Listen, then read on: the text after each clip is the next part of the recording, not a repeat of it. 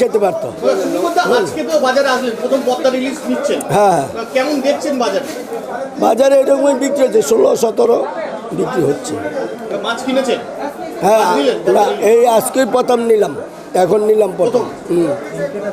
না অন্য অন্য লোকেরা নিয়ে আসছিল পাতিপুকুর থেকে, তারা ওরকমই বেচছে 17-16 ওরকম বিক্রি করছে।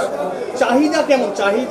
চাহিদা এখন সেরকম না, চাহিদা আমাদের, আপনি এক কাজ করবেন, চাহিদা দেখতে গেলে আপনি রবিবার দিন বাজারে যাবেন, তাহলে চাহিদাটা বুঝতে পারবেন যে কি আর দোকানে, আমার দোকানে শুধু ইলিশ মাছই থাকে, অন্য মাছ থাকে না। আজকে কত করে নিলেন? এই তো 1600 টাকা। আপনার দাম কি একটু কম হলে ভালো হতো? একটু কম হলে তো ভালো হতো, 14 হতো, তাহলে আমরা 15 বিক্রি করলে খদ্দার দুটো একটা নিতে পারতো।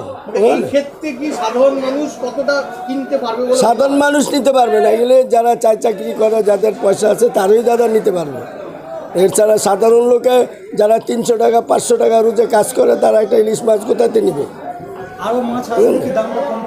হ্যাঁ, যদি একটু কমার সম্ভাবনা থাকে তাহলে সাধারণ লোকে ধরেন মিনিমাম যারা 500 টাকা 300 টাকা রোজে কাজ করে, তারা ধরেন হয়তো পয়সা জোগায়া একটা যদি 1000 টাকা হইলে তুমি একটা নিতে পারে, খেতে পারে।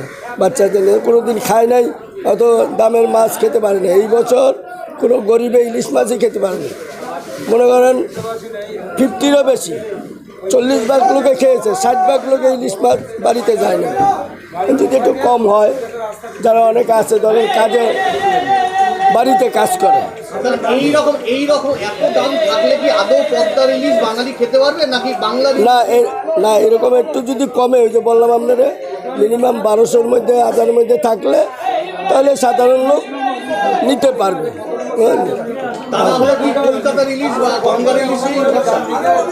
ওই নিবে যারা পয়সা আছে তারাই নিবে, তারাই খাবে। শখ, এ দিলেও শখ, বাংলার ইলিশ তার সবসময় পাবে না। মনে করেন অনেকে নিয়ে ফ্রিজে রেখে দিবে, যা আর আসবে না, একটা খাই, ওই আর কি। আপনার নাম? সুকুমার মল্লিক, আপনি কোন বাজার থেকে? উল্টাডাঙ্গা, এই যে এখানে উল্টাডাঙ্গা।